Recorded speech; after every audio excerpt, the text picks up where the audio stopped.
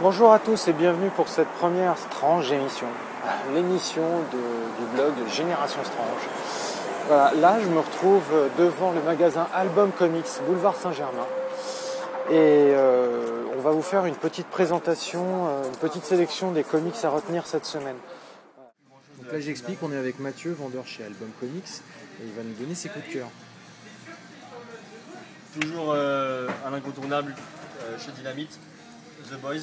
Il reste une série à part quand même, assez trash, assez hardcore, plus adulte. Le dessin est pas mal, hein. Le dessin Darek est excellent. Robertson. Oui, il fait du très bon boulot. Il est au sommet de son art, on va dire, parce que ce qu'il avait fait auparavant chez Marvel Max, c'était pas terrible. Donc, là, il s'est amélioré là. On a le droit à un bon scénario de Garth Ennis et du bon dessin de Rick Robertson.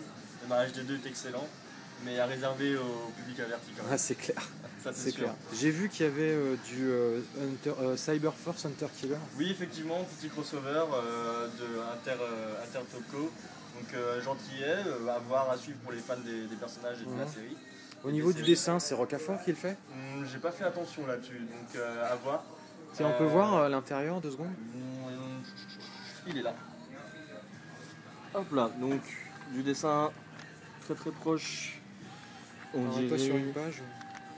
Hop là. C'est plutôt pas mal en fait le dessin. C'est plutôt sympa. Ça fait penser à du Sylvestri. Hein. Un peu de sous-Sylvestri effectivement. Ouais, sous-Sylvestri, ouais. Ah, il faut le dire quand même. Un peu trop statique, mais. Peut-être. Pas assez de décor aussi, pas assez de fond dans le décor.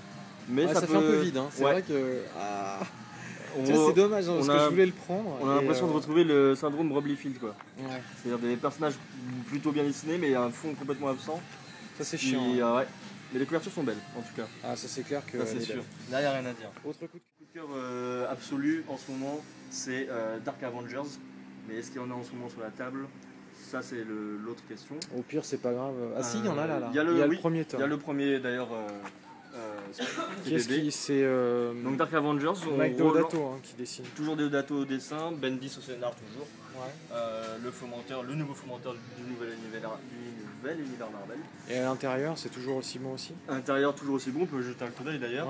Avec des planches super détaillées et super précises de Deodato. Alors moi j'avais une question, tu vois, par exemple Osborn, quand tu le regardes, si tu arrives à t'arrêter sur une page où il est... T'as un peu l'impression, regarde là, t'as pas l'impression de voir Tommy Lee Jones? C'est vrai que de plus en plus j'ai l'impression que les dessinateurs essaient de faire ressembler les personnages à des acteurs connus. C'est bizarre quand même. C'est volontaire ou pas, je ne sais pas, mais en tout cas ça donne un peu plus de réalisme et de profondeur au personnage. Et à chaque fois je pense à Tommy Lee Jones quand je vois Osborn, c'est vraiment bizarre. Ça peut être une bonne idée de casting pour un éventuel film. Je trouve que c'est pas mal. Le coup de cœur ultime de chez Marvel pour moi c'est Dark Avengers. Psychologiquement les personnages sont très bien construits. Les scènes d'action c'est du blockbuster. Et l'histoire, encore une fois, grimpe vers quelque chose d'assez. Mais toutes les séries Avengers sont pas du même niveau. Hein. Non, largement pas d'ailleurs. C'est pour ça que Mighty Avengers est largement en dessous. Je trouve aussi. Au niveau New Avengers ça va, non? New Avengers ça reste assez correct. Stuart Timonen dessus fait du bon boulot. Donc ça sauve un peu le truc. Le titre, mais sinon, non, Dark Avengers, je le mets largement au-dessus des deux autres. Et sinon, qu'est-ce que... Ça, c'est à lire toujours, les Criminals de Brubaker et Phillips. On sort de l'univers Marvel classique, on rentre dans un univers à part, créé par... Plus réaliste, non? Plus réaliste, beaucoup plus réaliste justement, puisque c'est des histoires, on va dire, des enquêtes. Donc on évite les super-héros, on évite les collants, mais on reste dans quand même un esprit d'histoire sombre et de fil rouge à suivre, puisque c'est une deuxième mini-série sur une grande histoire qui sera Criminal en fait.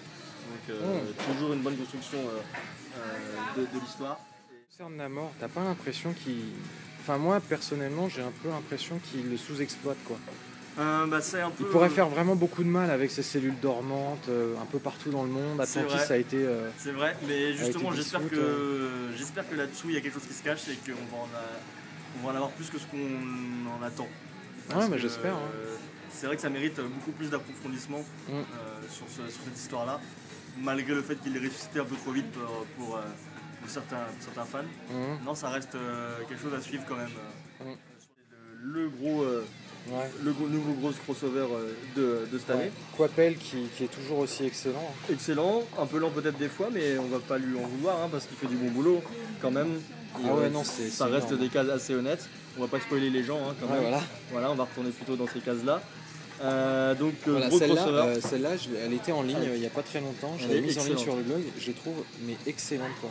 Vraiment puissante. Et surtout celle-là où Ares arrive en face des dieux asgardiens, c'est puissant. Ouais, c'est puissant. On sent de la puissance. Sentry toujours égal à lui-même. Mais j'ai l'impression qu'ils savent pas trop quoi en faire et que pour une fois avec Dark Avenger, ils arrivent un peu à savoir où ils vont avec lui, ouais, effectivement. Malgré que le concept du personnage en lui-même est intéressant. Ouais. Tout ça partir d'un cas de Non mais c'est un peu le piège du comment ça s'appelle, le piège Superman quoi. Oui, bah c'était un peu trop puissant ni plus ni moins, on va dire un clin d'œil à DC d'avoir créé ce personnage d'une pièce. C'est vrai que heureusement ils ont réussi à le faire durer. Et pour les fans, c'est du bon de le voir toujours en activité ce personnage. Ouais. Alors on passe de l'autre chez côté. DC. Voilà.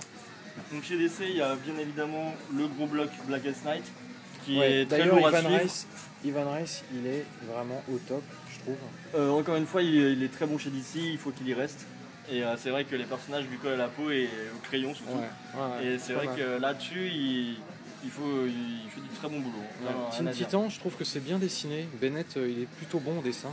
Plutôt excellent aussi. Je les suis moins, moi, malheureusement, mais ça reste un titre assez honnête et qui, 78e numéro, reste quand même toujours facile à suivre, on va dire. Malgré le gros bloc, justement, encore une fois. Moi, il y a un super-héros que j'adore chez DC, c'est Hawkman, qui est là. Et Hawkman, oui, effectivement. Et en fait, je trouve qu'il n'est pas assez exploité. Au début, il avait une série avec un super dessinateur, c'était Rax Morales, qui dessinait super bien. Oui, celui qui a fait Identity Crisis. Voilà, et bizarrement, là... c'est vrai que c'est un personnage qui est un peu... on peut le mettre un peu partout. On peut le mettre dans des aventures intersidérales, on peut le mettre dans des aventures de la JSA classique, on peut le mettre en aventure solo. Donc c'est vrai que dans la JSA, il était génial, super bien dessiné. Dans il avait sa 52, place. il était plus avec Captain Comet. Ouais, exact. Et on le voyait beaucoup plus avec les Tanagar, la Ran Tanagar, exactement. Donc c'était exclusivement quasiment dans l'espace. Mais il est vraiment puissant. À un moment, il apparaît dans la JLA, dessiné par Ed Benes. Il est vraiment puissant. Oui, il dégage. Sinon, tu me disais que en fait, ce qu'il y avait à suivre, c'était surtout Batman, les séries Batman. Les deux séries Batman qui sortent du lot, pour moi, c'est donc Batman et Robin. Les 3 premiers numéros dessinés par Frank Whiteley qui fait du très bon boulot. On va prendre le premier numéro, ça va être mieux. Alors je sais pas si on peut spoiler, mais voilà, il y a un nouveau Batman. Voilà, nouvelle équipe. Sans trop spoiler, on se doute qu'après la mort de Batman, il va y avoir quelqu'un d'autre sous la cape. Voilà. Et c'est vraiment super bien dessiné. Il n'y a rien à dire. Encore une fois, Frank Whiteley, maître du détail, maître de l'agencement des cases, rien à dire. Il passe un peu par pas mal de dessinateurs, parce qu'après c'est Philippe Tan, je crois. Exactement. Philippe Tan reprend la suite. Sûr, avec moins de talent que Frank Whiteley, mais ça reste. Je trouve que c'est quand même pas mal. Ça reste bien à suivre. Bien sûr, on va voir un exemple aussi de ce que peut faire Tan. Donc un peu plus sombre peut-être. C'est un peu plus conventionnel, mais. Exactement. Mais non, ça reste. C'est toujours le même scénariste, donc on va pas trop être dépisé non plus. Mais c'est vrai que ça va pas être Whiteley, ça c'est sûr.